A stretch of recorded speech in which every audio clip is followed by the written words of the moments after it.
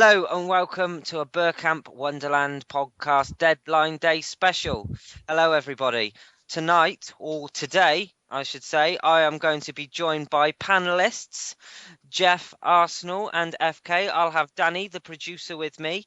I've also got John from the ASCFR podcast, and I have Kris, the man who has every single Arsenal kit since 1984, and that's home, away and third. Hello, gents. Hello. Hi. We'll get straight into business then. Of course, Geoff, I know you'll probably have a few little things that you can tell us, but I've got a list here of all the players that we've been linked with this morning, and I'll run through a few with you. So, Christian Tello, gentlemen. So, who wants to start with this guy? I don't like the sound of him. It's just yet another young Spanish striker that isn't really proven. Well, I say isn't really proven. I don't think he's really proven. He's in the same kind of mould. He's a little bit better than who was the one, the other Real Madrid one that we were being linked with. Morata. That's it. I think them's lot are all much of a muchness. I know Tello has played quite a few games, but he's not what we need to come in there and score us 60 goals before the end of the season. Very true. FK, do you know anything about Tello? I have to be honest, no, not much. I mean, I obviously know a little bit about him because you see him in Football Manager and FIFA from time to time, but I don't watch much Spanish football. And actually, I think I'm not too much of an expert on European football, but what I'd say, for me, it's not really a matter of the name of person that we get or how much football they've played. I think it's just about getting numbers in. And I think players that would come in probably wouldn't oust Giroud up front. Not for me anyway. I'm quite happy to play Giroud up front until he gets injured or until he gets tired or until he gets suspended, in which case you just need someone to come in as backup, and anything we bring in would probably be better than Bentner. So don't know too much about him. I know all I do know is that he's young and he's quick, so pace would be pretty useful, but sadly not my area. From scouring Twitter and from what people have said, I think he's in the same kind of mould as what Theo Walcott is. He's very pacey. He's got a bit of an eye for goal. But we'll move on then, and we'll go to Draxler. Now, unless you don't have Twitter, you pretty much can't escape this guy's name. There's rumours that delegates were over in Germany. Schalke have turned around and said that he's not going to be moving January or in the summer. Geoff, you came out and you tweeted something yesterday about how it looks like it's not going to happen. Can you shine any more light on that for us? Well, obviously there was a Twitter outcry about a week ago, wasn't there, when it all hit the press again about Draxler. Now, we was in for him last summer, and I know just before we bought Ozil, we made a 40 million, I don't know whether it was pound or euros or whatever it was. It might have been euros because there's a figure banded about at the moment. It's 37 million pounds, so that might have been the figure. But we didn't sign him, and then we went on to sign Ozil. Anyway, so about a week ago, I called up and tried to find out, is this true? Is it back on again? And I was told no, not a whisper. And I hadn't spoke about him since the summertime. So I thought, okay, that's it. And I put that as the end of that. Anyway, a couple of days ago, when obviously you try and find out about transfer information, I made a call and to try and find out exactly what the situation was. Is there any news about anything? And they said, listen, there might be interest in Draxler. They've all that about sending a delegation out to Gelsenkirchen. That didn't happen. I think it would have been done through the agents. They're talking about the 37 million pound figure, but apparently there's a lot of add-ons, and it works out that they might add up to 42 or 45 million pounds. Now, I'm not sure whether or not the Wenger was interested in purchasing a 20-year-old German squad player, because that's what he is really, for that kind of money, when we've already given 42 million pound for Mesut Ozil, who's definitely one of the best 5 or 6 players maybe in the world, once he's on form. So, I mean, there was a big Twitter meltdown yesterday over, as soon as it come out that it wasn't going to happen. But I can't really blame the manager. You are buying an unfinished product. He's 20 years old. He's injured at the moment. He has no idea what the Premier League's like and everything else. And let's just run with it. And if Wenger doesn't feel that he wants to spend that kind of money at the moment, there's got to be reasons behind it. He's much more qualified than what all we are. So let's just run with it and see what happens. So that's not going to happen, certainly in January. So can you, confirm or deny that what's holding up this deal is purely down to money? That if we could agree some kind of terms with Schalke themselves, they would be willing to sell, but it looks like there's too much of a void between the two clubs.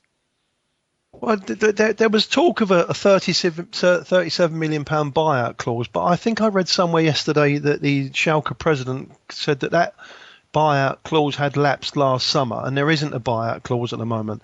Now, I don't know whether that goes in the club's favour or not. See, the thing is, why don't you go in and just give the £37 million or the £40 million because he might, I've seen Wenger, he's been in for players before in the past, and all of a sudden you hear, well, why hadn't he bought them? And then all of a sudden it appears that Man City have bought them in the summertime. I remember we was in for Aguero before Man City was in for him. Then all of a sudden he's ended up at... Well, so once you don't know whether or not that Schalke have kept it to themselves, but someone else might have already bid and done a deal with them already for the summertime. So you really, really don't know. And no matter how much money you want to throw at it, if you're not competing with the likes of Man City, PSG, United and them kind of teams, and you want to give that kind of money, then you're out of the market, really. And that's where the difficulty lies. We'll move on from Draxler then, because I really don't think there's much more we can say on this. One of the things that strikes me about all the names that we've got down on the list to possibly come in today, most of them are loans. You've got Tello, Vucinic is a loan. You've also got Kim Kallstrom, who we'll talk about in a second, is also down to a loan. John, do you think a striker is the main source of our problems at the moment? I mean, how much of an effect do you think it will have on our season if we don't go out and buy someone in a striking position today? I don't think it's really a problem because Mettner is doing a really good job when he comes in the last 10, 15 minutes. I'm more like a little bit of problem in the wing. With Walcott, his unique profile at Arsenal, always going forward, a lot of runs behind the defender, and I'm pretty sure it's that kind of player we need right now. Bentner is doing a good job. I know Sanogo is a good player. I saw him at the World Cup of under 20 this summer. I know it's not the same level as the Premier League, but he was very good. He can score goal, and if he's fit, he will score goal for Arsenal. I'm pretty sure of that. And so, yeah, a winger with a different profile, it's more needed at Arsenal right now. And Kris, pretty much the same question to you. Do you think that for us to go on and win the league, we need to sign a striker today? I think it's important, really, just given the backup options that we've got. I mean, up until, 4 or 5 months ago, I think most people accepted that Bentner was going to move on. He hasn't, but I think that's more by us not being able to sell him than him choosing to stay. So he's become second choice by default. No one really knows what or who Park is anymore. He's obviously going to move on. So I think cover is important. I know there's been a lot of talk about Closer this morning as well. Obviously, you never know what to believe, but I do think it's important that we get somebody in. If it is a loan and it is a short-term deal, that's fine by me. As long as it's not Kalu, I can't see where that's going to add anything personally. No. But yeah, I do think cover is pretty important. Looking at a midfielder, we're only buying a midfielder or loaning a midfielder at the moment for cover. So why can we not do the same for a striker? No, that's very true.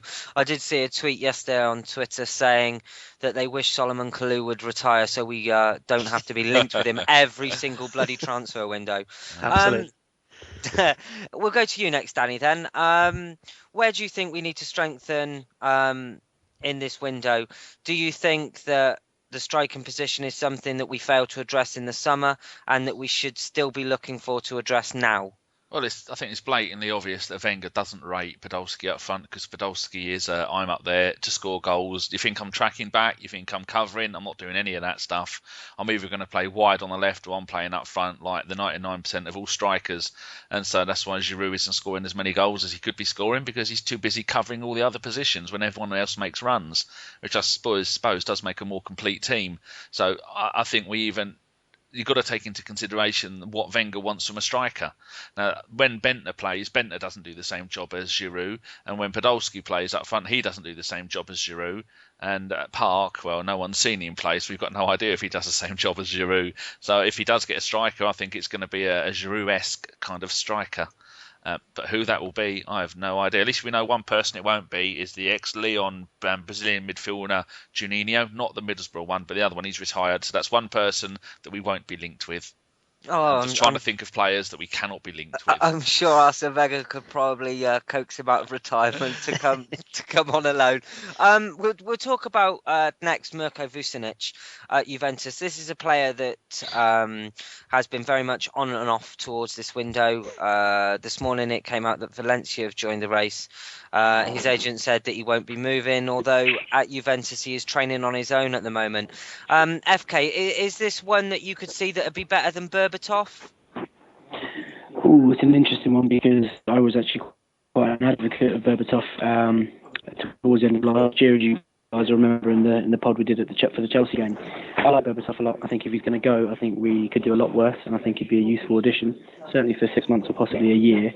I think his style of play suits us. He's a very technically brilliant footballer, good hold-up play, and he would link up our runners, our midfielders into really. I think he'd settle into the team really quite well, and he's got experience of winning the title, so he'd be one for me. Vucinic, on the other hand, a little bit kind of fallen out of favour at Juventus. He's a decent centre forward. He's quite passionate about the game.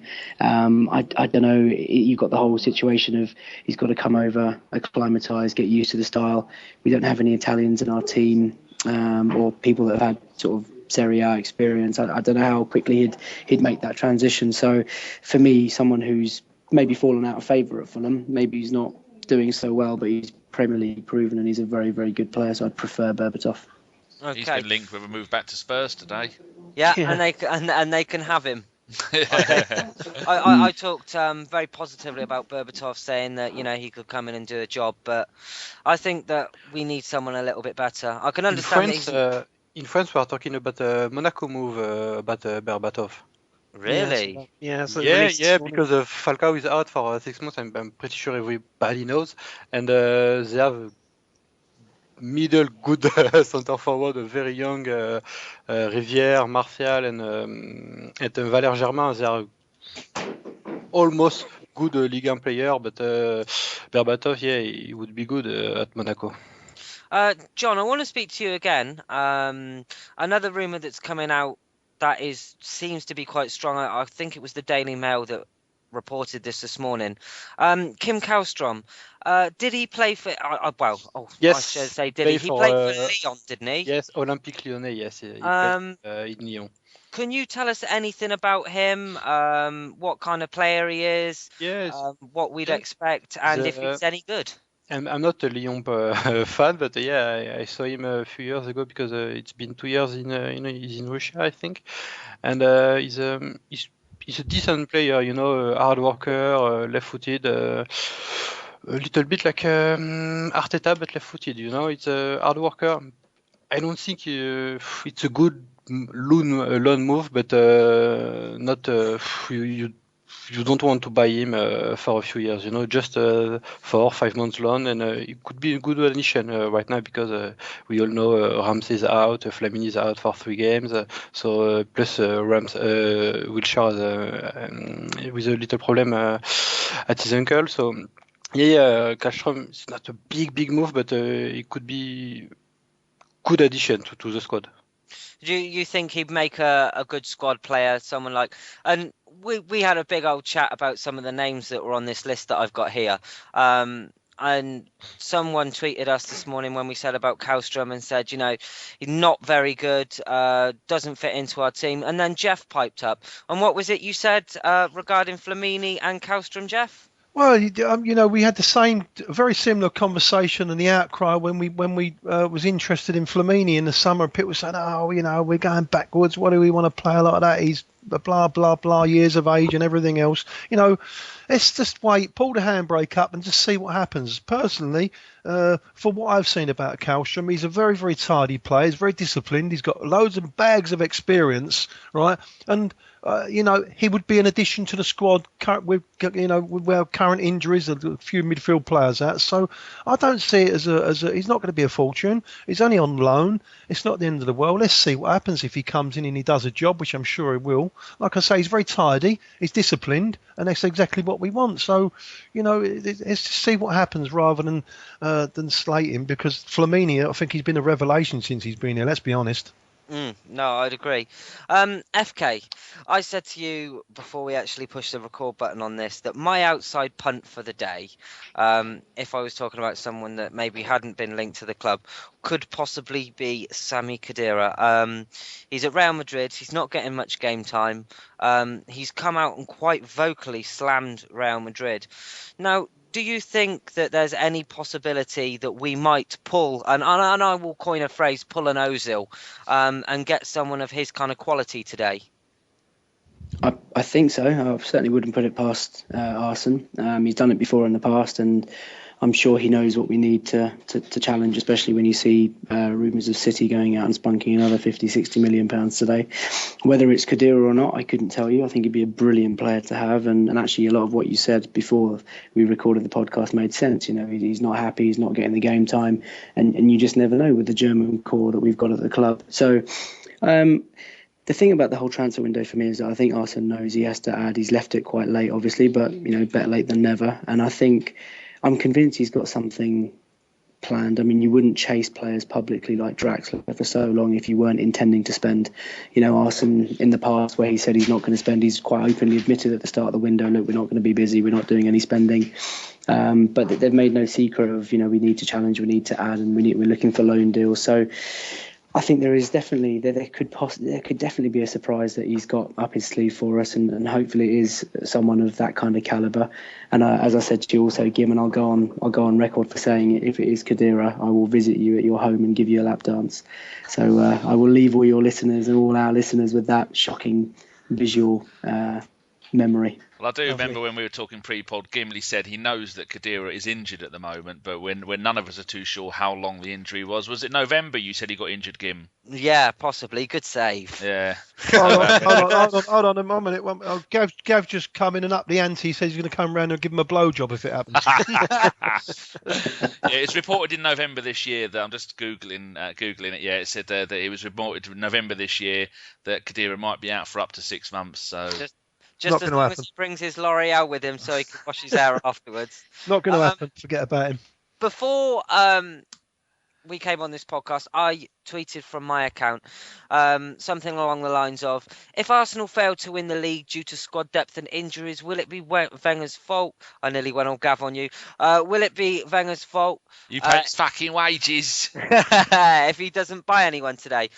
Quite interesting, this one, because 49 people said yes and 12 people said no. Kris, I'll come to you next. Do you think that it'll be his fault if we go on to maybe finish 4th place in the league because we don't sign anyone this window? I think that's harsh, if I'm honest. I think we had this conversation briefly yesterday. I think if you'd have said to any Arsenal fan after Villa that we'd be in this position on the 31st of January, I think you'd have bitten their arm, their hand, and pretty much their head off. I really don't. There's so many people that sort of jump in, and as soon as we don't make a signing, that's it, the world's over. But then the same thing happened after a draw the other night, so you have to take it into perspective. I do think we need reinforcements, but the squad we've got now, we've brought through some players. I mean, no one really thought that we would be looking at someone like Gnabry, or Gnabry, however you want to pronounce it, playing as many games as he has. Nobody could have predicted how important Ramsey would have been before his injury. So I don't think you can blame him. I do think we do need the reinforcements, and I think I agree with it's what FK was saying. That it wouldn't surprise me if there's something in the fire that potentially he's going to look to do. But blaming him, no, I think that would be harsh in my view. Okay. Danny, you want to have a crack at this one next? Yes, I think it is to blame because if you look at our squad isn't nowhere near as comprehensive as some of the other Premier League squads, let alone Man City and Chelsea. And with our unbelievable bad luck with injuries, we're going to get more than we know. Ramsey is going to be out for quite a while now. Wilshere cannot play more than a couple of games in a row. Giroud is on. He maybe scores every now and then, but he's not the goal scorer we need, which was all right at the beginning of the season because we had Ramsey scoring all the goals. Then he got injured. Theo come in and scored goals. Theo's got injured. Now Santi's on a roll of scoring goals. But after that, who are we going to rely on to score the goals? Because you're not going to rely on Giroud to score you a goal a game or a goal every other game, unfortunately. A lot of that is down to the way Wenger plays him, but a lot of that is down to his first touch being a lot of the time terrible.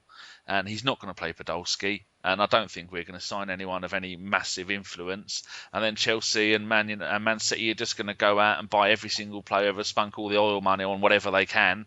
And then come the end of the season, we're going to look back at this and go, well, if we'd have bought one or two players, bought one, maybe one or two on loan, we could have kept the momentum going and we could have won the league. But Wenger won't do that. Hopefully he will, but I don't think he will. So yeah, it will be his fault. Not the injuries, he can't do anything about that, but his unwillingness to pay over the odds to guarantee the title, or at least give us a fighting chance. Very well said. FK. Yeah, I think Danny's just summed that up quite nicely. I mean, contrary to popular belief, as much as I love Arsene Wenger, I will say, I'll stick my neck out here and say that ultimately it would be his responsibility to make sure that we are in a position to compete. And I think it's an important. For me personally, I think this is quite a pivotal moment in our season, and even maybe in his long-term future. Because whether we buy or not is not the issue. I think it's whether we come close or not to winning a trophy come the end of the season. You can buy players, and it won't guarantee success. I mean, look at that lot up the road. Spurs have made a complete mess of it all by buying loads and loads of players and spending lots and lots of money. The question for me is, I don't want to get to the end of the season where we fall short of the league title, let's say by 1 or 2 points, and we didn't add anyone in January, because I think we'd just regret wondering, well, what if we would have bought someone. That said, if he doesn't buy and we crash out of everything come March and we fail miserably to come close towards the top two or even the league winners, then I think questions need to be asked, because there's no doubt that money is available, so no excuses can be made. And as much as I love him and as much as I defend him, it becomes harder to defend him, in situations like that. So for me, it's quite a pivotal 3-4 months that we've got ahead of us. And, buying's not necessarily the solution. It's where we end up in the table. And he would have had no excuse this year. And we'll end on a positive with Geoff. So I'll go to John first. Yes. What's the question? Excuse me. If Arsenal fail to buy anyone in this window and they go on to lose the league because of lack of squad depth or injuries, is it Arsene Wenger's fault? Yes, kinda. There is a lot of good players available right now, like Guarin, Klause. So it's just to name we saw Salah to Chelsea, Matic, etc. So yeah, we have the money. We can and we should buy, but it's his fault. He don't want to buy. Sometimes it's like, we have.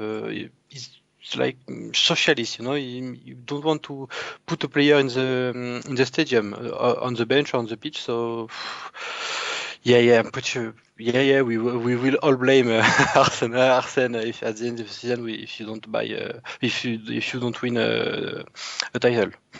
Okay, and Geoff. Well, we're all Arsenal fans are jumping the gun again, aren't we? Because you can only look at the form, and the form over the last 12 months, we should have won the league. As simple as that, right? We've got the same group of players, barring Ozil and Matt Flamini. So there's no reason why we can't continue that form. Now, no matter how many players you've got, you can only put 11 players on the pitch, and it is all about the quality. And when you've got the likes of Manchester United, Manchester City and Man United and Chelsea, right, that have the might to go out and spend whatever they want, because it is really a bottomless pit with Manchester City, as you can see with this window now. Apparently they've just bought Kurt Zouma as well, or Chelsea have just bought Kurt Zouma, and they're gonna leave him out on loan. Now this is exactly what you've got to come up with. It's very, very difficult to compete with these teams, and you can't ignore it. You can't ignore the money, and the more we keep, you've got to look at the whole situation, the whole circumstances, right? And so I don't believe it's going to be Wenger's fault. He's doing his best for the club, and that's my honest opinion. Of course, we can go out and spend big money on other players, right? But let's just make sure the players are right and that they're right at the time. At the minute, the form's okay. Let's just hope we can continue this form. But Jeff, it'd be different if we didn't have money available. And I think everyone knows that there's, whether it's 80 million or 20 million or 15 million, there is money available. And I know buying players doesn't guarantee success, but surely it strengthens your bid to get something, to get closer. And I appreciate what you're saying, because ultimately we could chat about this all day, all night, all month, all year. We will be. Wenger might go and win the league with our current squad and prove time and like he has time and again that we know absolutely nothing about football. But the reality is, if teams are strengthening and we've got money there, why not just go and spend it? It's just it doesn't make sense to me. Yeah, that's all well and good, but it's who you can spend it on and what they can bring to the team. That's where the problem lies. We can all, no disrespect to anybody that plays Football Manager, it is not Football Manager. For these transfers to work, right, 3 or 4 parties have got to be in agreement with it. The club, the players, the 2 clubs, the players, the wives and girlfriends and everything else. You don't just pick them up and go, because most of our players we're trying to buy from abroad. It's a big thing. I've trusted Arsene Wenger in the past with his signings. He's done some fantastic signings, in the past. And I trust him again in the future. These signings are very, very difficult to bring in, and it ain't just like. What do you think? He doesn't want to compete? Of course, no. Without question. If he wins just to add to Geoff very briefly, I don't know who it was that said it a while ago, but I think if Arsenal manages to win the league this year above the spending power that Chelsea and City have got, it would be his greatest achievement, probably even ahead of the Invincibles. Just if you look at the sort of money that we're competing against, and the fact that Chelsea can go and buy someone like a Zuma and say, just have him back for a season. If we were buying a Kurt Zuma, we would want him in now. The fact they can just let him go back for free, for nothing for the rest of the season, then have him ready for next year. We can't compete in that market, and to be where we are now is pretty miraculous, to be honest. Well, that's what I'm saying to you, and I can't understand people blaming Wenger if we don't win the league. It is so difficult to win any competition. There's only 3 or 4 competitions that we enter for that we can win, right? The Champions League is it's a toss-up, really. You've seen Chelsea and Man United in the past win it, when they shouldn't really have won it. They get to that final game into 90 minutes, they win it on penalties. Shit happens, it's a cup competition. But to go through the league season, right, that generally tells you who are the best team in the league. We're competing against a bottomless pit of money. It's really impossible for Arsenal fans to blame it all onto Wenger. You've got to take into consideration the money that's been spent and the resources that they have against what we have. If they don't blame Wenger, they blame you, Geoff. But the thing that I think probably winds me up is he knows Flamini is going to be out for a good 4 games now. He knows Ramsey is going to be out, and I've heard it's going to be more than 6 weeks, but let's just say 6 weeks quoted.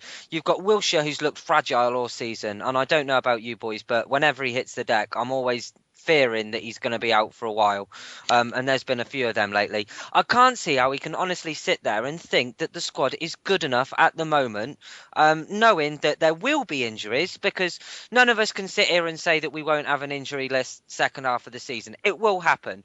There will be players that will get carded and this, that and the other. He needs to go out and buy someone. For me, that's his fault. You forgot something, Gimli. Arteta, Rosicky and Flamini can't play every 3 days.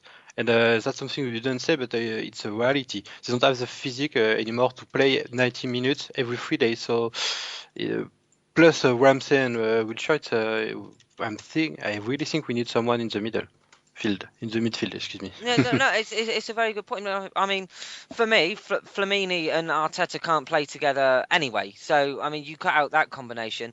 I mean, people are always talking about the embarrassment of riches we have in midfield. I honestly think we can still add to that position, and I still honestly think that he can do something in this window. For me, if he doesn't spend, it's got to lie at his door. It just has to. Say goodbye to FK. He's got to go. FK, piss off. Bye, FK. God bless you, mate. Take care, Goodbye. mate. God bless, guys. God bless. Cheers, and, FK. one last thing. Bye. Right, I've said my little ditty then. Geoff, do you not think that although none of the injuries are Wenger's fault or indeed your fault, but if Wenger is quibbling over £5 million on the Draxler deal, and that is the player that I personally don't think we need, but that's the player that Wenger, who is more knowledgeable of football than I am, if that's the player he wants, and the difference is maybe 5 or 6 million, do you not think Wenger should just not be stubborn and get the bloody player, and then give us a better chance of winning the league? I'll tell That's you what's annoying people. Yeah, I'll tell you what I think. I think it was just a matter of £5 million. I think he'd sign him, Wenger, straight away. It's not just a matter of £5 million. Maybe the club don't really want him to go. Maybe they want to keep him. Maybe the player don't really want to come right now. We're in the middle of World Cup year. You understand me? Yeah. Plus he's injured, and he's a 20-year-old. It's no guarantee. When you buy Ozil, he's been, he's had so many caps for Germany. He's been at two good clubs already, right? He's played for Real Madrid, right? He's a genuine. He's finished. Remember the price of Hazard and Götze? It's kind of the same that Draxler. It's really, really the same kind of player. 20, good potential, already a lot of caps in the Champions League and in the national team. It's really the same, so it's the same money for Hazard, Götze, and Draxler, 45 million euros. Yeah, but I go back to the same thing as I said. Arsenal was in for Hazard as well, right? We couldn't afford him in the end because Chelsea outbid us. How do we not know that the same thing has happened with Julian Draxler? We might find out in the summer when he goes to City or Chelsea or PSG or Monaco or one of them. Swearing. Right? Yeah, and you might think, oh fuck me, maybe that's what happened. Maybe he wasn't really going to come to Arsenal. And on all this time that we've been quoting Wenger, right? You're all forgotten about it by that stage. The same thing happened with Negredo and stuff like that, and players like that. Navas, we was interested in Navas before they'd even heard of Navas when City was shit. You understand me, right? Yeah. 4 or 5 years ago, we was interested in Navas. We put a bid in for him. He didn't want to come. He was a little bit. He's got a bit of a problem with travelling and stuff like that. I think he's recovered from it now. But now we might find out in the summertime that that deal was never going to be on. Because he was going to somebody else. Same with Diego Costa, isn't it? I mean, Chelsea are always going to bid more for him than we will. So it's no point even considering going for him because we know we're not going to be able to spend the money they've got. This reminds me a little bit of Tony Cottee in 1988. He chose Everton over Arsenal and he regrets it to this day. But one quick thing about Schalke, in the German Bundesliga, they are only 2 points behind. Like they say, Liverpool won't sell Suarez because they want to go for Champions League football because there's loads of money in it. Schalke are in 5th place in the Bundesliga, only 2 points behind Borussia Mönchengladbach and Borussia Dortmund. That's one reason probably why they don't want to let him go, because when he comes back to fitness, he could be that player, because Dortmund are on their arse at the moment. Mönchengladbach are nothing special. Yeah. And so maybe that's why they don't want to let him go, because there's a bigger pot. If people believe that it's only down to a measly £5 million, right, they've got to be absolutely off their head. There's other stuff to it, right, and that is a fact. I promise you. Well, shouldn't he have a backup plan then? Because do you agree we need someone? Do you want players? Do we need players? I would like. Of course, I would like to strengthen the squad. I would like to get another centre forward in. But who do you bring in? And, when you're trying to obtain that centre forward, you're going to say to him, OK, Miroslav Klose, let's say, all right, Miroslav, yeah, we're bringing you in. He's going to say, OK, Gaffer, am I going to play every single week? No, you're not.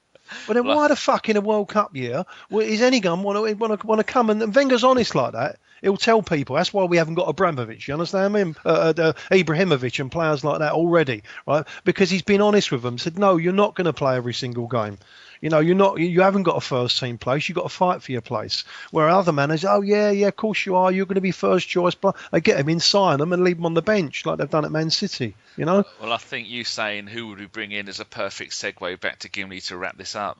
Yeah, It is. I'd just like, before we go quickly, gentlemen, and this is something we did in the summer as well, I'd like one name from you who you think we could possibly sign. So I will start off with Danny. Mad Mario Balotelli, go get him now. He'll win us the league, and if he doesn't win us the league, he'll at least the residents of North London will find £50 notes stuck to their car windscreens. Lovely stuff. Kris? I'm going to go with Morata. I don't think the deal is dead. I might be completely wrong, and if I am, I hold my hands up. But there's a lot of smoke, and I think there's possibly a bit of fire. So I'd say Morata. Just very quickly, if you could give me one that I could have, I know he's not been mentioned yet, but Lacazette at Lyon, very similar style to Theo Walcott, and you'd probably get him for about £6 in a packet of pork scratchings. Oh, Yeah. Gimli, thing on Sporting Life. Not only have they said that, I can't remember his bloody name. Emmanuel Frimpong has Frimpong. joined Barnsley on loan for the rest of the season, but Sky Bet have now they've put a note on here saying markets have opened on Miroslav Klose's future. Arsenal are now 64 favourites to sign the Lazio forward. 64 favourites. You don't know many broke bookies, do you? No. John? There you go. Oh, I'd like to see Guarin. I know he's available at Inter Milan, and it's a very, very, very good player for 15 million euros. So yeah, go for him. Good shout.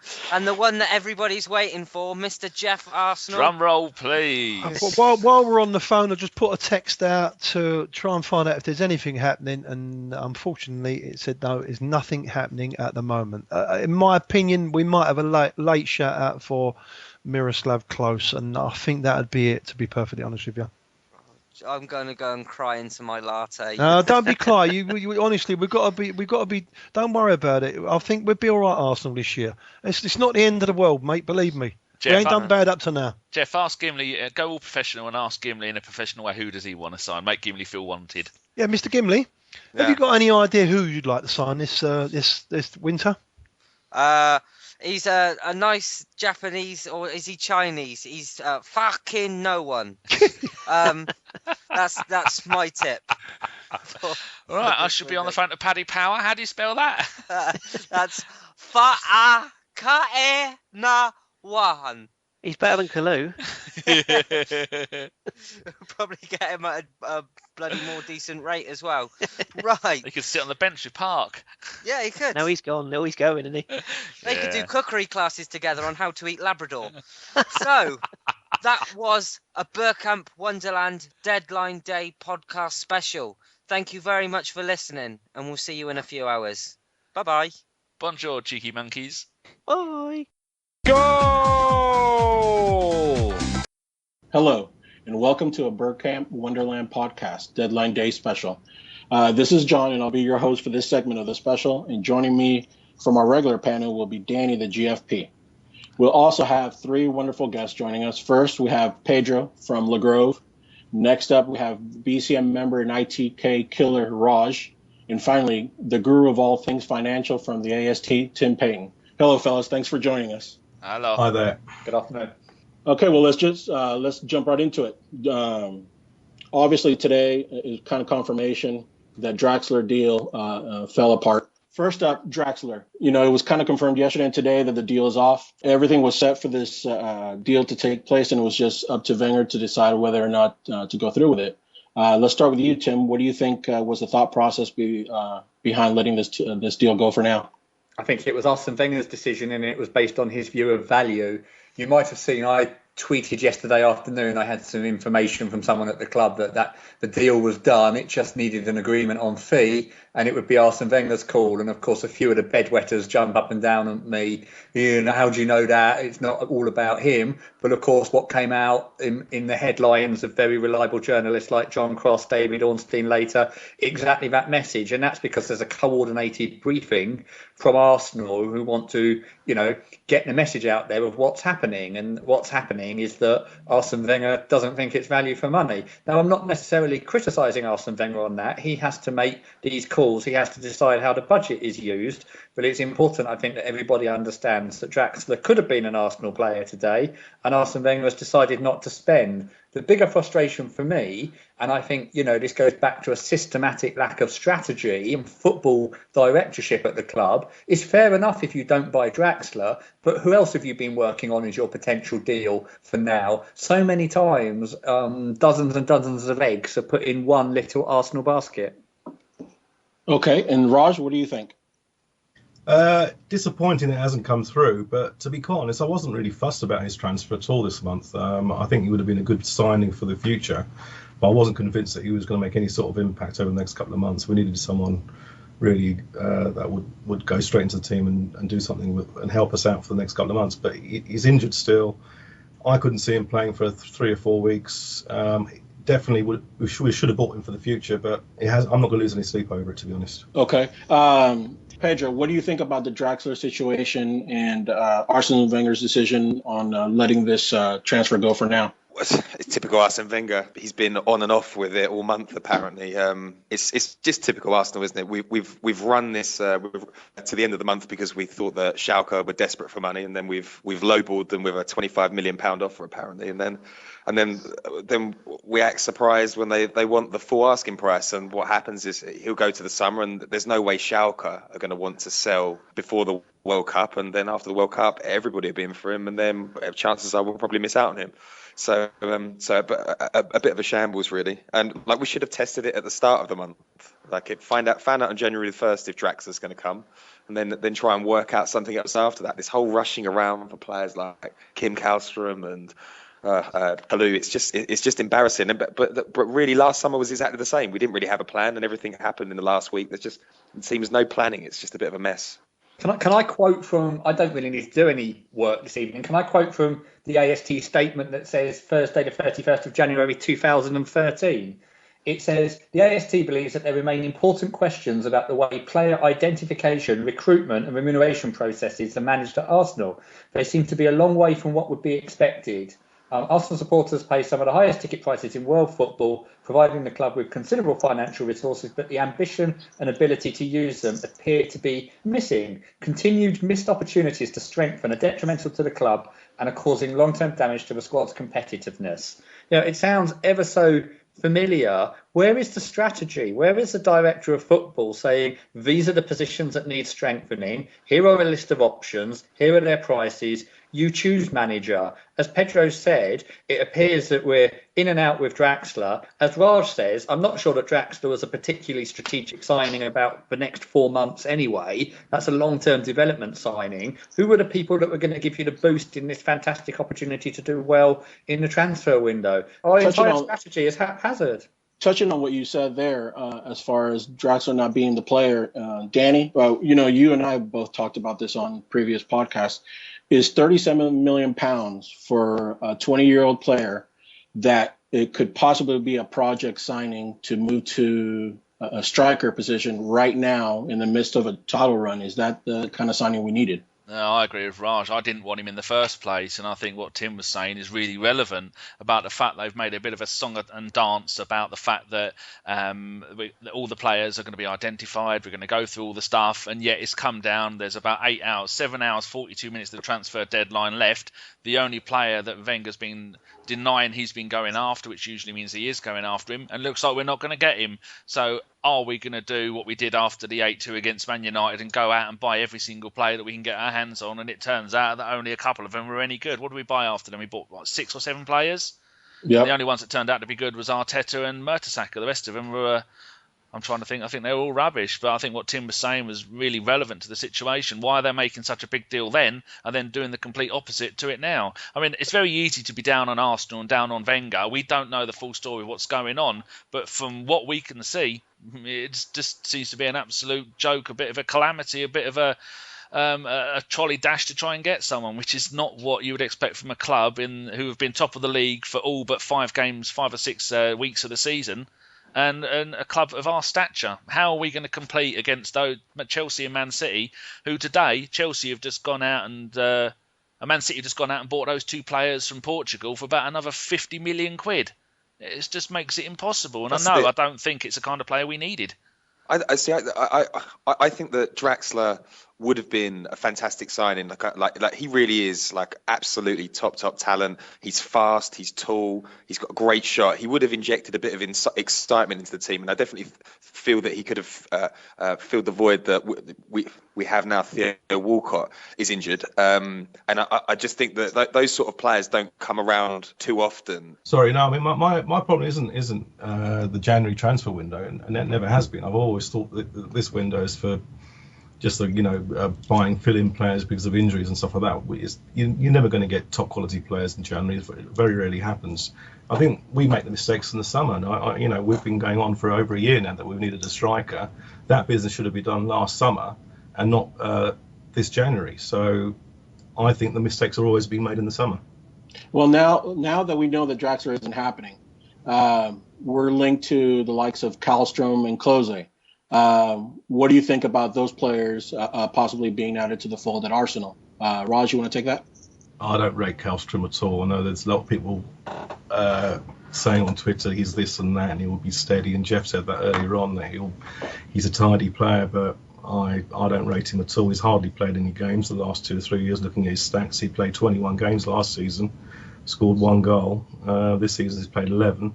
Not many of them in the main Russian Championship. So no, I'd rather we didn't get Kallstrom. We just stuck with the squad we've got and see how good they are. And then once we've seen how good they are over the next 2 months, then go out and buy the players necessary to kind of complement the squad. We don't want to supplement the squad with players in the summer. We need to complement them. So we need to complement the squad and kind of finish this jigsaw. It's a fascinating season so far. We're top of the league. Let's just trust the squad to get on with it. Don't buy shit now. Okay, what do you think about Klose, though? Klose, 35 years old. He might do something. I don't know. I mean, I could be all wrong. We might get both these players, and they could turn out to be fantastic. I'm never right anyway. So, I mean. And Tim, what do you think about the 2 linked players right now? Well, I think bodies are important, and I think title running is about experience and is about know-how. So I think players that have been around, and so they've certainly been around, is something that can be added. I mean, it's kind of, glass half full, glass half empty.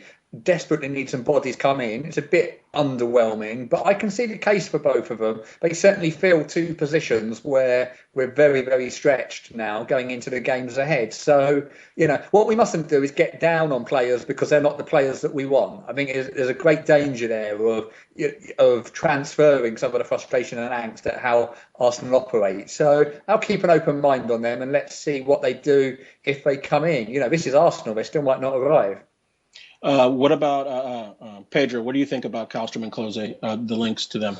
I think I'd kind of have a similar view of Tim. Flamini in the summer was a hugely underwhelming signing because we were going after Gundogan and Bender. He was 3rd or 4th choice. But you could see the practicalities behind his signing, and he's been great this season. But with Flamini, at least you knew he could play in the Premiership and he could play the Arsenal way. Kallstrom, a bit of a washed-up journeyman, 31 years old. I don't know. The Russian season is in a break at the moment. But we do need bodies, and our biggest problem so far this season, which we've got away with in the main, is that Arsene Wenger doesn't trust the players in the squad to rotate.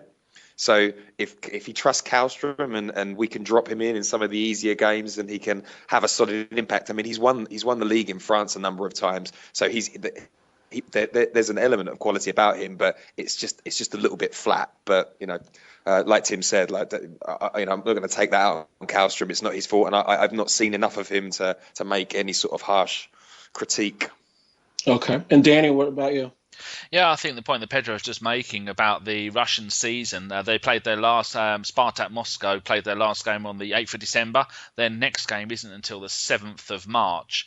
And so that's he's not played a game in, what's that? That's going to be best part of 7 weeks. So it's going to take a few maybe a week or a few days to get back to any kind of fitness. And I remember Kallstrom when he started his career when he was at the unpronounceable, I always say it wrong, but Djurgårdens in Sweden. I think Limpar had some link there, and he was like an attacking midfielder, scoring lots of goals. And he moved to France, and he was doing all right there.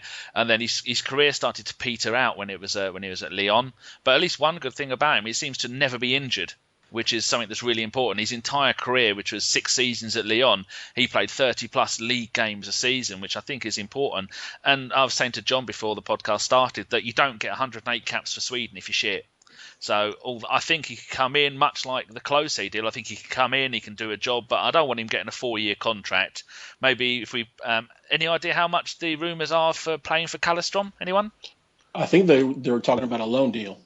Well, that would be even better. I was going to say, if as long as he comes in and he's not here for not much longer than a couple of year deal, if that's a loan deal until the summer, definitely have it. Well, that can't really go wrong. They're probably going to want £500,000 loan fee, maybe £1 million, and then and with the Close thing, I'll definitely have him as well. I didn't realise he was 35, but he's the top goal scorer in World Cup history. He's got a superb goal record for Lazio in a league where you don't score many goals, and he'll be able to link up with the other German players. So I think getting both of those two on loan, or get both of those two together, will be really good. Is that Wenger? Well, let's move on to an issue that we all kind of talk about every day, with other supporters. With the Emirates deal having come into effect last year, the new deal, Puma being announced this past week, and I think Cassidy's making it widely known that Wenger now has the constraints taken off of him to go ahead and spend. Is what we're seeing now in this window the reality of the market in January, or is it Wenger just being the bargain hunter he is as always? Tim, can you start us off with that and explaining, a bit, what we're getting out of the Puma deal and in theory what we have available to spend right now if we wanted to? Well, Ivan, increasingly spins and spins and spins. There's been money to spend for 2 years now, at least 4 transfer windows. So, the impression that it's only just becoming available is partly to take pressure off why it hasn't been spent to strengthen the squad in recent years. I think many people feel that the commercialisation of the ticket prices at Arsenal has gone too far. It's just too much, to be fair, on the pockets of fans. But you would have that bit more sympathy for it if every penny that was being collected in were being spent, like at Everton, like at Norwich, where they stretch every penny they've got until they can't possibly afford anyone else. And yet, almost certainly, we're going to shut this window with cash reserves that are going to be between 70 and 90 million of spare cash. And it's kind of rubbing, salt into the wound, isn't it? To then say, we need 3% next year. We need to charge you at grade A for your Bayern Munich renewal. We need to keep coming at you for cash. If you're going to come for the cash, at least use it to strengthen the team. But yes, I think that why it's not used is because the whole football strategy is under the direction of one man, Arsene Wenger. And Raj? No, I'll always maintain it's the reality of the market in January. You can't get the kind of players we need in January. I mean, it doesn't happen very often, as I've said before. So we may have a glut of cash, but I think that should be used in the summer. I just don't believe in buying in January. I keep saying over and over again, the mistakes we make are in the summer. Okay, and Pedro? I don't understand that you don't get the players in January. Manchester City have just bought players. Manchester United have bought a player. Chelsea have bought a player. Chelsea bought 2 players. There are players out there. Arsene Wenger just I don't think that I think he has one player in mind, and then if that doesn't happen, then he leaves it. I agree that we don't make enough moves in summer, but we play the same. We have the same strategy in the summer. Wait until the last week, see who comes up, and if it happens, it happens. If it doesn't, well, we'll just stick with what we got. And it's not very ambitious. And even the Closer deal, like at 35 years old, he's a top scorer, but he's coming from quite a slow league. Like Berbatov scored 15 goals last year for a terrible Fulham side. Like he's Premiership experience. He's 4 years younger.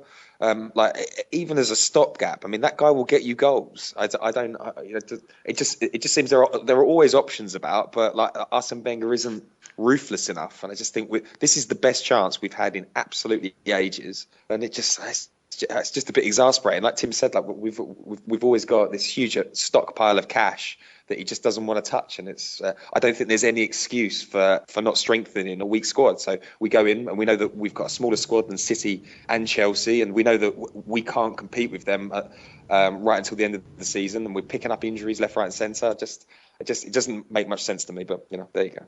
We know that he doesn't like the January transfer window, and there may well be a case that it's disruptive and should be abolished, but if that's his view, go and stand for Platini's job, go and work for UEFA. When you work for Arsenal, your financial duty, your moral duty is to do everything to make Arsenal as strong as possible, not to overlay your own view of what should be happening. And I think his distaste for this kind of world, and I don't blame him. I mean, it is distasteful how much money is spent on people that kick a bit of leather around and there's young talent, but that's the world that we're in, and if you can't deal with it, get people in alongside you that are prepared to deal with it. And Danny, what do you think? Do you think it's the January window, or do you think it's Wenger? I think it's definitely Wenger. He's always out there trying to get bargains, trying to haggle people down. I think, was it Pedro that said that Wenger offered 25 million? So for Draxler. Yeah, offered 25 million for him when they want 37. Has he never seen Dragon's Den? Does he not know how that goes? They want 37. You say, I'll offer you 34. They go 36. You agree on 35. That's how it works. You don't come in and go, no, he's shit, I'll give you 35. Well, I'll give you 25. Well, I kind of sum up how I feel about this whole transfer window with our very own Steve Lord Hillwood, who is barracking us on WhatsApp. He says £160 million in the bank, new sponsors, new international Premier League TV deal, new Premier League TV for the UK, and they can't buy anyone, for fuck's sake. So that just about sums up how I feel. I don't want to blame Wenger because he knows. I don't know. If I knew anything, I wouldn't be sitting here doing a podcast. I'd now be sitting at the gates at some training ground doing an interview out there in the window of my Jag, saying to people, we're going to buy him, we're going to buy him. That's what I'd be doing. So we don't know anything. We can only have a guess. And my guess is Wenger's too tight with the money. He treats the money like it's his own. It's not your money, Arson. It's, for all intents and purposes, it's the money that the fans are giving you, the sponsors are giving you to do your job. Now do your job, spend the money, win the league, because we're in a position now that we won't be in next season, when Man City and Chelsea have gone and bought every single player with more than 2 legs, more than 1 leg, less than 3 legs. Well, having said all that, that everybody has explained their view on, and the ticket prices being center stage this week because of the Liverpool FA Cup match and season ticket holder credit. If we sign nobody or lesser than the expected players and we don't win anything again this year, has the club done enough to justify the 3% increase? And does Wenger really deserve the renewal that was all but announced this week by Gazidis? Danny? Yes, I'd definitely give Wenger the new deal, give him a couple of year deal, because he's building something here. I'm very confident that we are going to keep going from strength to strength, maybe not enough to beat Man City and Chelsea. Man United are waning. There's no other team that are going to be doing as well as us. So we're battling. It's just the three of us battling it out for us. But to the 3% increase, definitely not. Okay, Pedro? The 3% increase in ticket prices is outrageous. It's pointless as well. I think that the total cost of the total revenue cut that comes in from that 3% equal to like half a Diaby or something like that, or a Diaby salary for the year. Just think, the fans help make the Premiership what it is, and like the Arsenal fans would drive £93 million a year in revenue for the club. That's double what the Champions League brings in. So when did the club give something back? You've got all that cash in the bank, all the new TV deals that are coming through.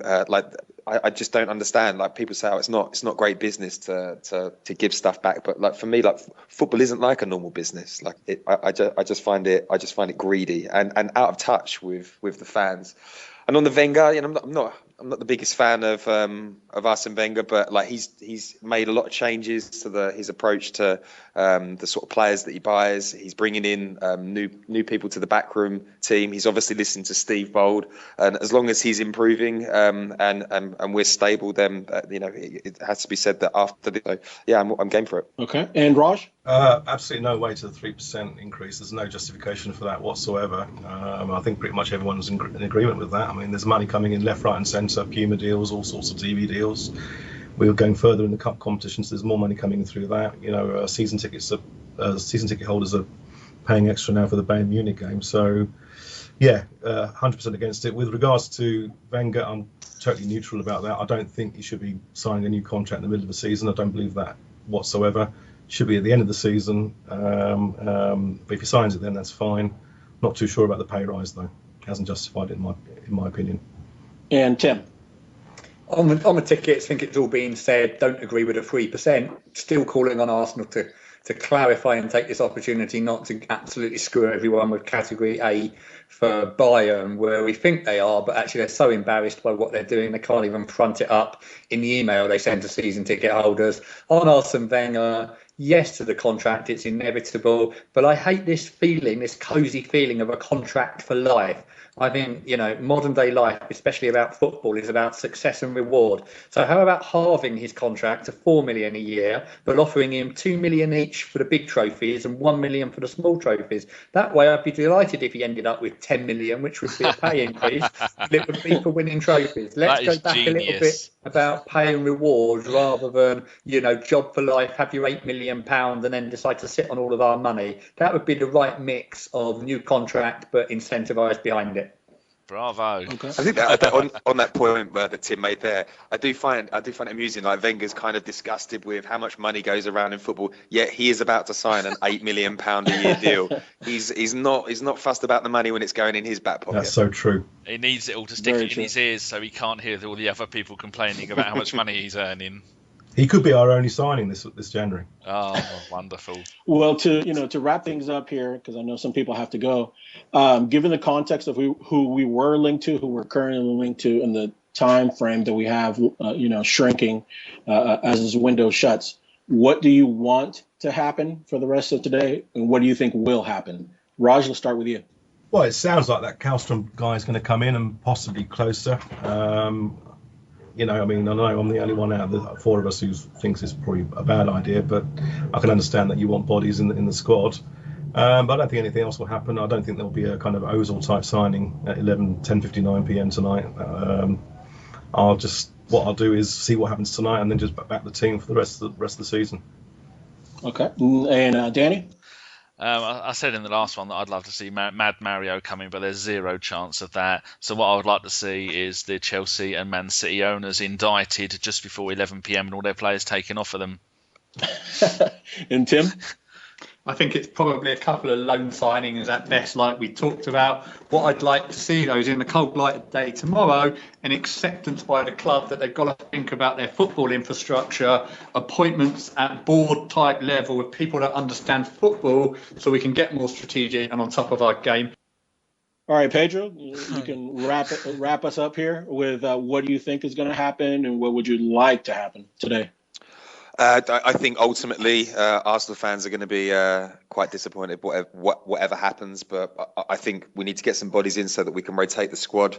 I think this has been the least frenzied transfer window when it comes to fan sentiment that we've had in years, because we are top of the league. But I think, if it starts to unravel, I think Arsene Wenger will come under quite a lot of pressure from fans. I think it's important to note that everybody around us has strengthened their squads this window. We were the team that had the smallest squad. We're the team that's picking up injuries because we can't rotate. And Arsene Wenger has once again chose to ignore the transfer window when we're sort of top of the league in contention. So I'd just be a bit nervous if it starts to unravel for Arsene, because he's got a lot of goodwill this January because of where he is. But things change very quickly.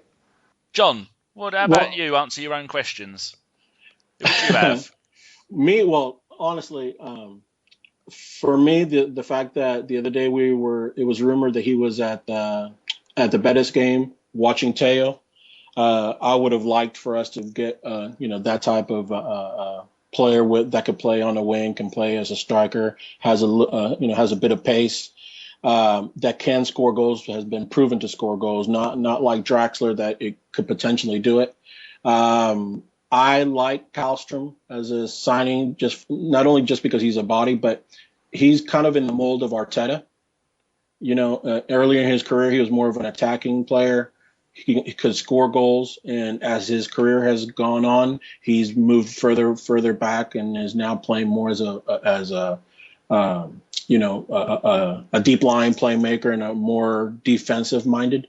And Klose scores goals, and he's a German international that knows how to play with the German players we have on the squad right now. So, could it have been a better window? Of course, but it's January, and hardly anything great happens in January. So, but at this point, I'd like to wrap it up and thank the guests for joining us, and let's hope that the rest of the time is better spent today. And maybe we'll get a surprise or two. Hopefully. Well, I appreciate it, Raj. Tim, thank you. I appreciate you guys coming on. And let's keep abreast of what happens tonight. Cross fingers. Cheers, John. Absolutely. Thanks, guys. Yes. That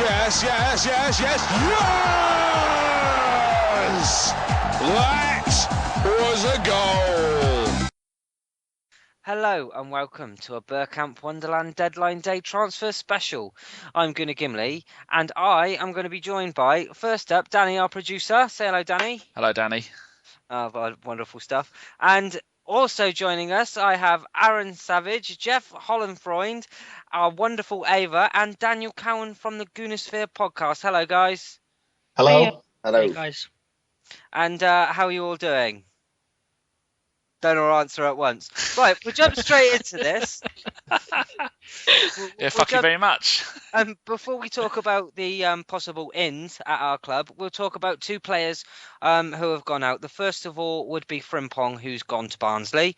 And secondly, Daniel Boateng, who's gone where, Danny? Hibernian in the land of the Scots. Okay, good luck. They got a bucket of piss and a bottle of scotch. If Dylan is listening to that, he will either be crying or he will be looking for your postcode because he's going to fuck you up. He abuses me daily on Twitter, and I never snap, so consider that my snapback. Yeah, exactly. But not like a hat. No. So, Danny, first of all, your thoughts on Frimpong's departure? Good. Wonderful. Okay, Ava, we'll go to you then. Frimpong, are you glad to see him go? Well, yeah. I mean, he wasn't really doing much for Arsenal, and he seemed to be focused on bench instead of football. So, yeah. What's the consensus with everybody, really? Daniel, you happy to see him go as well? Yeah, I think so. Like Ava said, he's more concerned about making fucking hats and t-shirts than anything else. So, yeah, good riddance. Okay. And Aaron and Geoff, do you think it's right to let him go? Go on, Geoff, after you. Oh, I was just going to say that, yeah, probably ultimately it is, but right now, center of the parks we're lacking, and he's not far off. He was playing in the Premier League on loan with a couple clubs. I would have liked to seen us just keep him to the end of the season, just to be sure. But I do agree with the points. He does seem to have his focus elsewhere, but maybe he could do a job if we get a couple more injuries. Yeah, that's the thing. Like, obviously, he's a diehard Gooner, so it's a shame to see him leave. But if he's not going to put 100% into Arsenal and he's more focused on other things, then fair enough. But I wish him good luck anyway, because I do like that lad. Yeah, definitely. We'll move on to some ins then now, seeing as it's a transfer deadline day special. And first of all, the news that Kim Kallstrom has had his medical at Colney, and it looks like we're going to sign him on a loan deal. Daniel, is this a good move for you? Yeah, I think so. We're a bit short in midfield at the moment. It's probably not the position everybody was hoping for. That's not to say we're not going to get a striker, but too often we've had long-term solutions to short-term problems, and that's what's left us with so much deadwood that we worked hard to get rid of in the summer. So I'm glad to see that we're approaching a short-term problem with a short-term solution. And also, Ava, Kim Kallstrom, a lot of people wrote Matthew Flamini off when he joined. Do you think he can come in and do a very similar job? I hope so. I don't know him that well. He's been in Russia for a few years, I believe. Yeah. But I've heard he was doing a half-decent job at Lyon. So I hope he does well. And if he joins, I'll support him 100%. Yeah, definitely. I think there's been a little bit of a backlash on Twitter because, of course, we had all this news about Draxler and it looked like it was going to happen. Unfortunately, it now looks like Draxler is completely off the radar, and that we've had to settle for somebody else, so to speak. Aaron, when it comes to Kim Kallstrom, you've got to support him, whether like him or not. As soon as he puts on the Arsenal shirt, you've got to cheer him on, haven't you? 100%. I don't know enough about him personally, but no matter what, if he does the job, then crack in. But I'll support him 100% anyway. That's like what he's there for. He's there to do a job, and as long as he puts in the effort, then fair enough. You know, Kim, some people are saying that he is like a Swedish Rosicky. Is he really? I mean, I know he's got a good pass on him.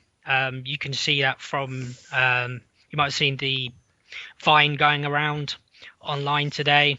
The pass he did for Ibrahimovic against Austria for Sweden. He's got a good pass on him. He's got a good range, and he can play in lots of different positions, which is good. Out wide left, he can play centre midfield. He plays a deeper playmaker. So I think he is really coming in more because Ramsey's out than Flamini, I think. But I mean, if he can come in and even do half of what Rosicky does for us, then it's not really much to complain about, is there? No, definitely. So with him covered then, excuse my pronunciation, is it Fabio Quagliarella? Where's John when you need him? You know, Gim, I just wanted to bring up one more thing about Kallstrom coming in, and it's a bit of a strange point, I think. He's coming from the Russian league, isn't he? Yes. Yeah, he is. Yeah, they're on break, aren't they? Last game, middle of December, early December, next game, beginning of March. So, you know, Unfit. is there any question about his match fitness coming in? I'd say so. 6 weeks. 31 years old. I mean, we're dropping him into probably our craziest 8 weeks of the season coming up between the FA Cup, Champions League, and the league. You know, how good of a short-term option is he? I'm obviously going to support him, but that seems like a bit of a strange one. You'd maybe want to have a guy who's been playing matches over the last month and a half. See, I mean, well, call me a pessimist, but Pessimist. thank you very much. I'd rather see Zelalem. No. Zelalem. No. Putting in a player that young into a period this difficult, that really could make or break. And I mean, you don't want to run the risk of potentially breaking him, do you? Because he's still very, very small, very slight.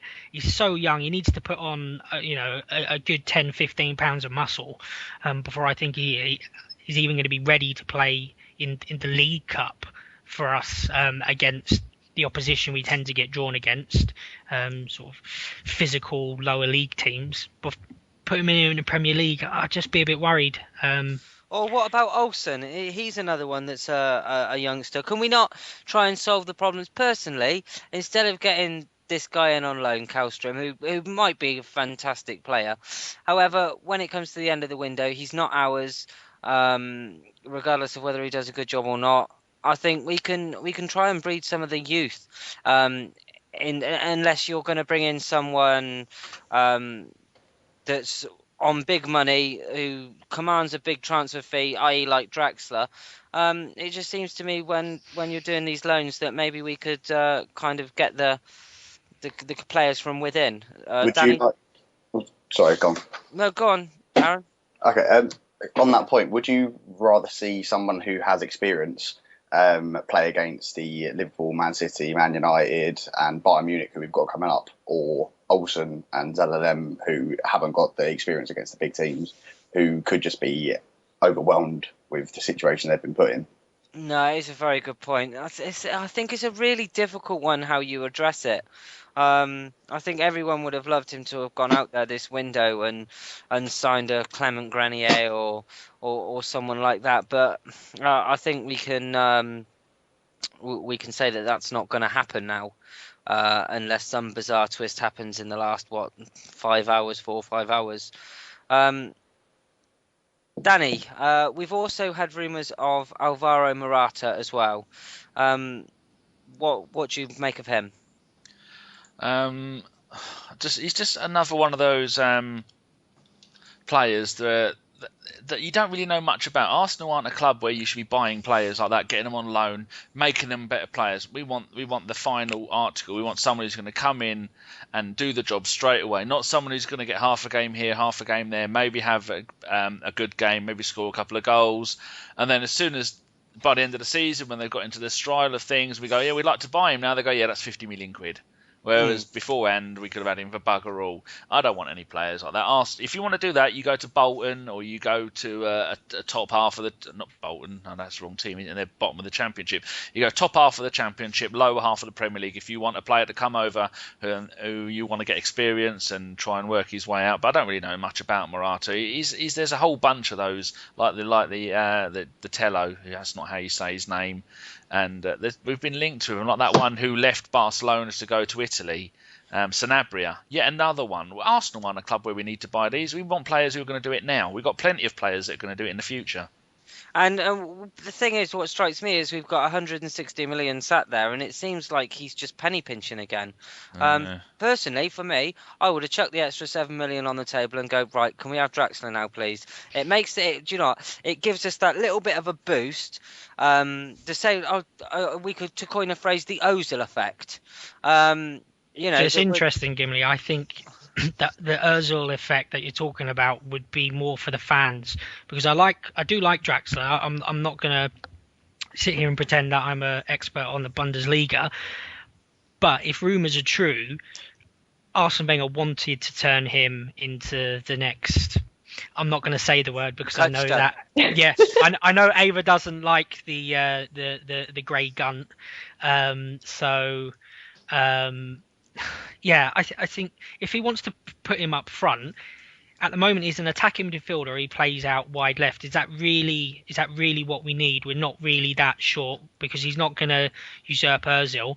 So then he might play wide left, but then that means where you're going to play Santi Cazorla. So I think if he was going to come, he would have been turned into a striker. And is that really what you want when you're chasing the title? Do you really want to put effort into trying to adapt someone into a position? I think he would have had a great effect for the fans. I'm not sure he would have had that great effect on the team if indeed Wenger would have done with him what he is reported to have wanted to do with him. It's a great point. Ava, do you agree with that? I do. Plus, I think that we could be sisters.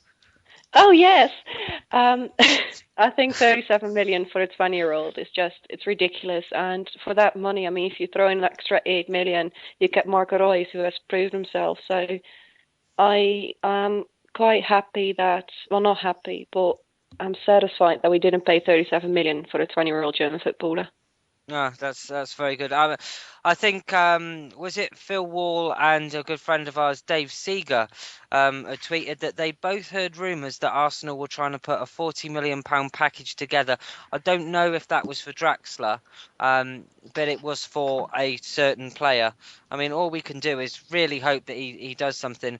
But for me, I think that we're still talking about a problem that we talked about at the last podcast for the first deadline day podcast, that we haven't been out and got a striker yet, and I think that's where we need to strengthen. Aaron? Yeah, I completely agree. I'd like to see someone like Hernandez or somebody, like chuck a 15 million at United, see if we can pry him away or something like that. That's the type of thing I think we need. We need someone who's going to poach those goals and get in the box, because we don't have enough people in the box, in my opinion. So that's the type of thing I'd go for now, and then go for a quality out and out striker in the summer with more money. Yeah, I mean, as I said in the first podcast today, I think the one thing that you can see from all of the players that have been linked with us is they're all on a loan basis. And I think he is waiting to go to the summer. Danny, he's not right to wait, is he? No, definitely not. Just think what Man City are going to be able to do this coming summer.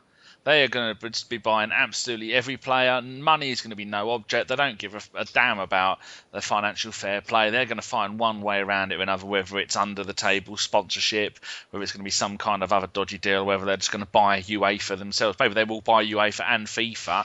They'll own both of those and do whatever the hell they want.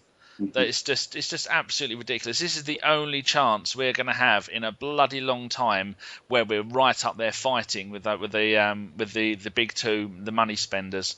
And if we still had the likes of Ramsey and Walcott still scoring goals, then we wouldn't be in the situation we are now. We wouldn't be going, oh, come on, we need these players, we need goals.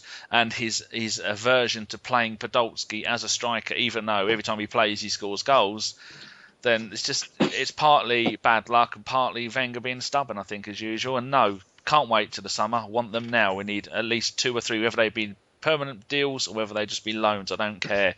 This is our chance to win the title.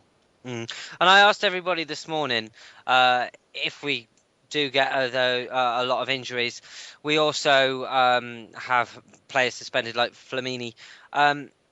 Is it actually Wenger's fault if he doesn't go out and buy anyone and we lose the league because of this fact, Geoff? you can only speculate on that, right? I mean, there's a lot of conversation about Wenger, having the power to make the signings, and going back to Draxler, he's just coming back from an injury. We need a player who can come in. We can parachute him in. I don't think it matters if he's cup tied in Europe, because we've got those 2 games against Bayern, but really we're after the league. That's what it looks like, and the FA Cup. But we need someone who's going to come in and do a job. I mean, if this weekend Giroud goes down with an injury, heaven forbid, there'll be a lot of questions asked, and we need to be looking for that experience. That's why I like Hernandez as an option. But can we get him? I mean, that's the other comments you've heard through this window is who's available, who can come in and do a job, and who can help us push on for the title. This is a very good point. Is there anyone, Danny, that you think that is of a decent quality that is available right now?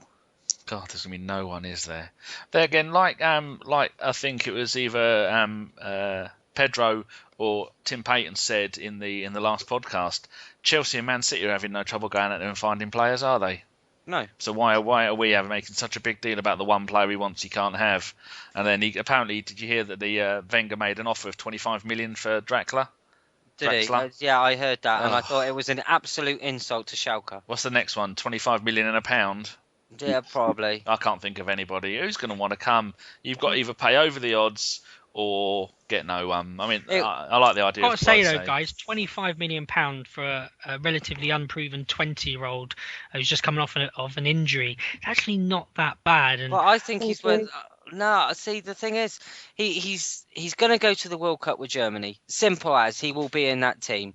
He's playing in the Champions League. He's playing in the domestic league, in the Bundesliga. He's playing for the national team. I don't think he's as wet behind the ears as everybody is making him out to be. No, he's not wet behind the ears, but he's very young to be commanding that sort of money. 37 million is a shitload of money for. I mean, if you think for an extra £3 million a few years ago, you met the buyout clause of Sergio Aguero. I think money in football's just gone crazy. I don't think that Arsene Wenger's right to keep all of his powder dry and the rest of it. But what you say about City and Chelsea and Man City, they're not going out and buying strikers. Chelsea are going out and buying defenders, and they're paying 12 million quid for a reasonable defender. And then Man City are trying to buy a Gio from Porto. I think come the summer there is going to be a lot of competition, but I think if you're a top level striker and you're looking to play for a potential title chasing, I mean, depending on where Arsenal finish or how they finish, I think if they've got a choice between us or Man City, the money might be at Man City, but they might look at it and go, do you know what, they've got Dzeko, they've got Aguero, they've got Negredo, where am I going to get a fucking game? And if they do buy that player, then one of those players is going to be surely thinking, well, now they've bought this guy, where am I going to get a game? So you're going to probably see someone like a Negredo or a Dzeko who's going to be on the market in the summer. Would we be able to buy them? I don't know. It's a tough one. I think it's a really difficult market. And I think unless we're going to go out and spend £70 million on a player, I mean, if we've got 160, if we want to chuck half of it at Liverpool for Suarez, then maybe we should try to do that. But I think unless we're going to spend ridiculous amounts of money, I think spending 15-20 million on a striker now might end up turning that striker or Giroud into expensive deadwood come the summer when we go and spend 50-60 million pounds on the player that we really want. I think it's just such a tough time to buy, and there's no right answer, I don't think. No, I think a lot of it has been contributed to. I mean, you look at teams like Chelsea. We said it on the first one this morning. They've gone out and they've paid stupid amount of money for Kurt Zouma, only to give him back. You can't necessarily compete with the amount of money that these guys have got. And I love Arsenal for the way that they conduct themselves, as in they make money. They don't just go and jizz it up the wall. But it just frustrates the hell out of me that, every player has his price. And if they went out and they offered the right money for someone to turn heads, they could go out and do it. I've got an interesting question for you, Gim, and maybe others might want to answer it as well. for years people are saying they want us to compete. So if we don't go out and we don't get the players people want now, midfielders and strikers, and we just get a few people on loan, we don't win the league, but we finish a close second and we maybe win the FA Cup. Would that be enough for you? No. You're talking about Arsene Wenger getting another 3-year deal. We were accused earlier of this being an Arsene Wenger sausage fest. Okay. As the guy actually said. Don't go back in and read the tweets if you have very sensitive eyes. But no, it got called an Arsene Wenger sausage fest. And to me, a successful manager is someone that goes out and wins things. I don't want to finish top 4. I want to win the league. You're sat, right, on New Year's Day, we're sat top of the league. We've got money in the bank. We can go out and buy players. We can compete with any of the top 4 at the moment, wage-wise. Granted, we can't do it with every single player, but we can go out and we can buy a superstar like we did with Ozil. Why is he not doing it? Is he going to go at the end of the season? Oh, wow, you know what? We came close this year. Close isn't good enough. These fans, they don't want close. They want a league title. They want an FA Cup. And if he doesn't go out and buy, then he is not going to get any of those. And before you know it, it'll be 9 years. And we might be sat in exactly the same position this time next year. And nothing changes. Sorry, that's my rant, but we'll go over to you, Aaron. What do you think of this current situation? Is he right to only depend on loans in a January window? I'm not sure, personally. I think that if we can get somebody, then go for it. We've got the money in the bank. We've just got a new deal as well with Puma. Wenger's being offered a new contract, so we've clearly got enough money to be able to do what we want to do. So I think if we can just go out to somebody and go, right, we'll give you X amount for this player, then we might be able to entice them. Like the thing I was talking about earlier today, actually, was that at the Man City versus the Scum down the road game the other day, when Aguero got injured, they brought on Jovetic off the bench. And that being able to do that, able to have that strengthening depth, obviously we can't go spending so much money on players like they can, but that strengthening depth is what separates them from us, because we can't do that. We can bring on Bender or Sonogo when he's back. I think you've also got to look at it as well. Jovetic is one of those players that we were linked with in the summer, and there would be no doubt in my mind that if we'd have actually gone ahead and bought Jovetic, he'd be playing in the starting 11. Now, at Man City, he's not even making the first team. I mean, that leaves quite a bitter taste in the mouth. I'm not going to get all miserable. Geoff, cheer us up with something, please. Calgary, motherfuckers! No, you look around and you start to look at who possibly we could get, loan or otherwise. And I think FK had brought it up in a previous podcast. What about Eduardo? And, and I'm not thinking to replace Giroud or even Bentner, but he's certainly better than a Park or Sonogo at this point. Gives us a bit of that depth you're talking about. He knows the Premier League. He knows where the goal is.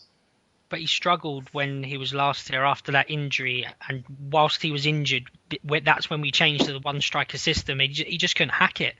I think mentally, he just couldn't hack being in the league anymore, because that injury was still there, because it was horrendous. It was an horrific injury, and I love him. I've got so much time for Dudu, and I would really like to see him do well wherever he was at. And I wish that he could have stayed at Arsenal, but I think we got rid of him at the right time for the right reason. So I don't think bringing him back's the answer. But going to what Aaron said, I think he's completely right. If we can go out and get someone, we should. And I do think that we should go out and get someone. I don't know. I think I'm like most people. I'm just struggling to think who is there? Who could we get? And I mean, I don't have the benefit of a global scouting network. And I'm struggling to see who is available, and names get thrown out there, and there are legitimate reasons for not signing each of the players that people say, oh, why haven't you signed Costa? And Wenger, John makes a great point about he's not really done it on a regular basis. He's had 4 good months. It's like, well, what's his name, Nasri? He had 6 good months, and we managed to sell him for loads of money. And then he's good. He's good now, but then he did sod all for 18 months. So I mean, there are good reasons why players aren't being bought. But I can't find a good reason for us not buying anyone. I think we should buy someone, but I don't know who is available, and that's why I don't get my knickers in a twist about it. What happened with the links that we had with the Porto striker earlier in the window? The Colombian fellow, is it Martinez? Yeah, what happened with that? Does anybody know? I mean, he was looking at like big money right there. Yeah, I think he said that he wanted to stay at Porto till at least the summer, something like that. But I think it is disheartening. I mean, all Gooners hate the transfer window because we've always got these names put under our noses, and we always seem to end up with, I mean, bar the summer, like with Mesut Ozil, but every other transfer window, we've ended up with, say, like bit part players who have never really gone on to do that much for the squad. We've also ended up with Cazorla, Arteta, Mertesacker, Koscielny, Giroud. Who are great players now. Podolski. At the time when you signed those players, they weren't necessarily, oh my God, they are amazing players. Well, Cazorla was from day one. Cazorla was, yeah, of course. No, of course. Morial was too, and it's just, it doesn't matter who we sign, Gooners are going to complain about it anyway. I said it earlier on, like we could sign Lionel Messi, but we're not going to, but we could. And people would melt down and have an emotional breakdown because they fucking want Ronaldo. It's ridiculous. I'm sure if we bought Messi or Ronaldo, there would be, even if it's just one person, I'm sure there'd be one person go, but we need a fucking right back. It'd probably be Gav. You know, it's not all doom and gloom here, okay? So I'm with you. My heart's sinking a little bit. We came in this week thinking maybe Draxler was on the cards. But if you look over 2013 statistically, and this, someone's going to shoot me down, we were the most consistent team in the league. And our defense hasn't changed. So if we can keep our back five healthy, and we have good options with Monreal coming in, if Gibbo goes down, we're missing in the midfield right now due to injuries. So Kallstrom, maybe he can do a job for us. And if we can keep Giroud healthy up top, our team hasn't changed. So if we can be within, 2-3 points to the top of the table at the end of this next stretch, we've got a very good chance of winning the league. So it's not horrible. Yeah, and just got to see what happens with Man City and Chelsea. One of them, Chelsea, could do us a favour, or they could both do us a favour and draw, and then we'll be back on top of the table, and it'd be 1 week off the top of the table. But in that 1 week, I think I had to unfollow about 50 people because I just can't get my head around. We're 1 point behind City. Oh my God, our title chase is over. It's like, fucking hell, there's like 15 games left. So, let's see what happens when there's 10 games left, 5 games left. The reason that I had to unfollow a lot of people this week is when City played the Vermin, and you've got all of our fans going, oh, come on, Tottenham. I even saw some dismal arsehole, hashtag COYS. Dear God. For me, nah. I've hashtagged COYS a few times, but only when off, banned. You are banned from this podcast. Go. I've done it when I've slagged off Spurs, but then I've done the hashtag "Come on, you Spurs," just so Spurs fans will see it. Yeah, no, it's clever. Yeah, I like it. Always got to wind up the opposition. But no, I don't think we should be in the kind of position where we actually want our biggest rivals to win just to get us a little bit of a foot up in the title race. Granted, titles fine. Pardon? I would have been happy with them getting a draw. I would have just been happy with all of the Tottenham players falling down with chronic diarrhea. I said on the podcast account, spontaneously combusting. Yeah, but it's been done. I said can they both lose? And then someone called me a fucking idiot on the podcast, saying they can't both fucking lose. Danny, they could have gotten into a bench clearing brawl and been fined and docked points by the FA. Yeah, you got to dare to dream, buddy. To those that are worried, I mean, I know City are much better than they are now, but despite all of the hundreds of millions of pounds that they spent last season, they still finished shitloads of points behind United, and look how shit that same United squad is now. So, I think, yes, we need a striker. Yes, it's shit that we don't have one. Yes, we all deserve to be angry that we don't have one when we have so much money in the bank and season ticket prices are going up, etc. But we're 1 point behind a team that has spent shitloads of money, has got an unbelievable attack, yet we're only 1 point behind, and we lost to them. So, we lost to 6 pointers to them, and yet we're still only 1 point behind. That's quite positive, I think. It's a good point, and what have they taken, like 34 out of their last 36 points? That's not sustainable. In any league you go back, that is not sustainable. So and they're going to drop points. It's not sustainable to score 4 or 5 goals every game. When you're letting in 2 goals against Watfords and Cardiffs and Southamptons, I mean, everyone went crazy that we drew 2-2 to Southampton. So did City. They are leaking goals, and Chelsea are better than anybody Chelsea under a Mourinho team are better than anybody at parking the bus. So let's see what happens when the unstoppable force meets the immovable object on Monday. So point out that West Ham is good at that too. Yeah, exactly. We'll try and wrap this up then, as we do with every other podcast. If I could get you to answer my question, which is, do you see someone coming in, and if so, who? Daniel, we'll start with you. Well, if I'm honest, I was hoping to get Morata this transfer window than we have. Nice little bit of punnage there. That was terrible. You're a class above. Yeah, I do. I am. I do think someone will come in. I think that we're probably going to end up with someone like Closer. I think we'll just... Or who's that guy... Vucinic. I think we'll just end up with someone short-term loan. But at this point, I said I didn't want him, but I'd happily take Berbatov at this point because, I just would like to see someone come in. Cool. Ava? I think someone's coming in. I don't know if it's going to be a permanent deal. I doubt it. So I think it's going to be a loan deal. I don't know who, but I'm guessing someone with experience and someone who's a bit older. Okay. Aaron? I agree with Eva, really. I don't know who, but it'll probably be a loan deal, if anything. Yeah. I trust Wenger. I trust him.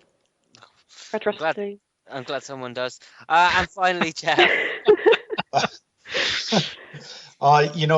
Gimli, if I were ITK, I'd be the other Geoff. So, I don't know what's going on, but I'd like to see us bring someone in. I hope that we're still working. I think that we probably still are.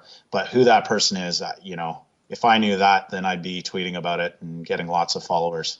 If people didn't know, if you actually go in and put hashtag the other Geoff, tweet it, then click on that hashtag, you will see that this Geoff has been referred to as the other Geoff for quite some time now. If you look at the hashtag GITKUNTS hashtag GitCunts, you'll find out how to become ITK. And who set that up? I don't know who did it. Probably some pernicious turds. Oh, everyone knows it was Stokes. No, it fucking wasn't. It was fucking me. I thought it was either you or one of your teddy bears. See? No, it was Stokes and I on our podcast. Are you ready to be pissed off? Because I still happen to think that we are in for a big name. and that's Arsene Wenger on the phone right now, asking my opinion and who we should go and get. So that's 2 pods in a row. We've had someone's phone ring. We're losing. Sorry, that was my source. Oh, HP or Daddy's Brown. Hi. Oh dear. So whoever's not here to say goodbye to, they've just gone and put the house phone up their shirt or something. So, I'd like to thank all of you for joining us. It's been an absolute pleasure as always.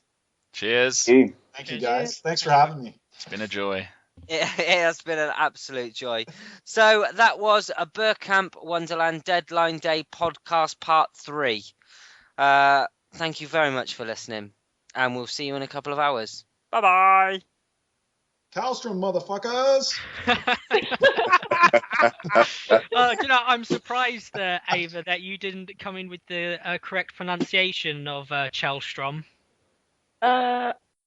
That was liquid football!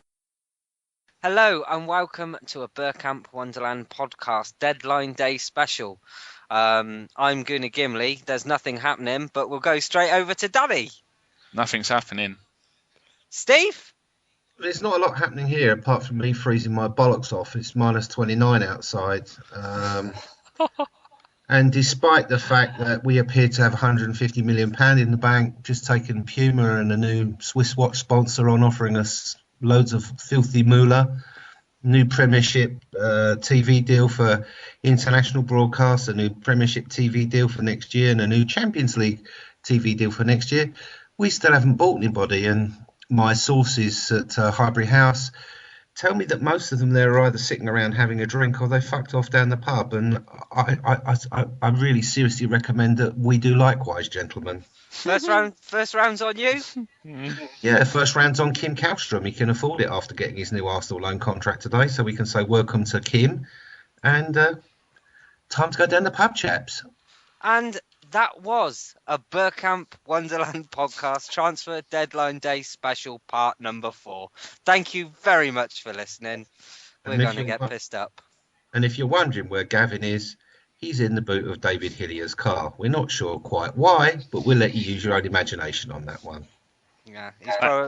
Thanks, Arson. I've been up since 11 o'clock. You've ruined my fucking day. And I've tried to plan my day all around this podcast, only to be told that we're signing a 31-year-old Swede on loan from Russia. Thank you very much. Good night.